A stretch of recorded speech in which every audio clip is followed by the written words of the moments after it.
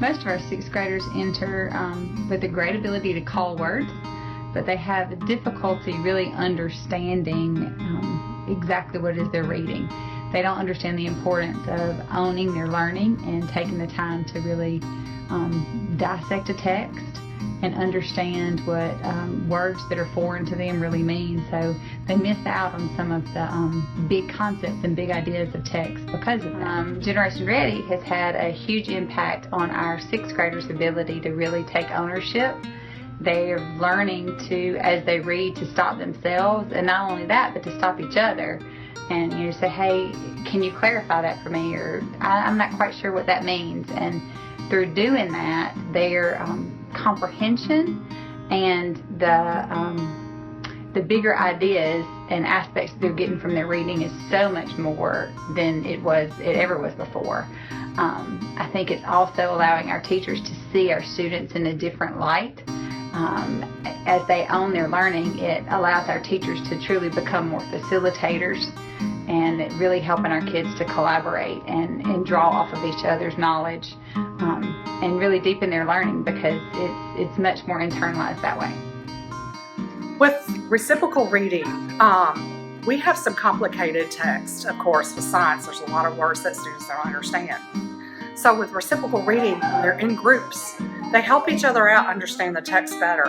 I see that a better comprehension, and when I ask them to do some writing or something that's related to that text, they're able to handle that the task that I ask them to do. You shouldn't go to somebody's other culture and take things. It's like teaching us right from wrong. Well, it brings me closer to the instructional process. It makes me go one-on-one with students and helps me to pinpoint specifically what their differences and what their weaknesses are. But also it gives the kids an ownership to their own learning, and I've seen them grow as students while I grow as an instructor. Like in previous years, I wouldn't write down my questions and I would just keep them to myself and I wouldn't say anything about them. But now I've learned that it's better to actually ask your questions, because you might be able to figure some things out, because if you don't ask yourself questions, then you're not learning anything.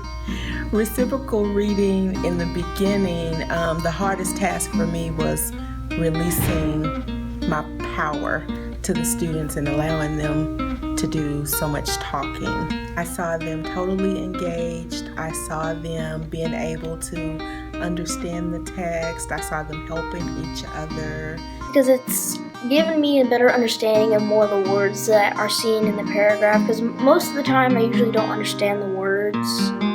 And it's really helped me for a lot of situations, because in a lot of situations, a lot of words that we had learned in Word Generation have been found in there, and I love having to also use it in a paragraph.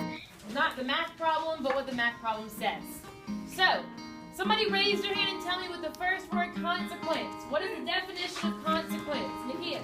I think it's really been good for our schools. I've seen a lot of positive growth and a lot of changes in our kids' reading levels and how they've progressed, achieving higher reading scores, and I hope it transfers into our testing that we had this spring. Looking at the data from all the schools, seems like everybody's moving in a positive direction, and what we need to do next is achieve to the next level. One, getting better with the teachers in 6th grade. 2, the kids knowing what to do in 7th grade. It should just make it move into the higher levels of the DRP.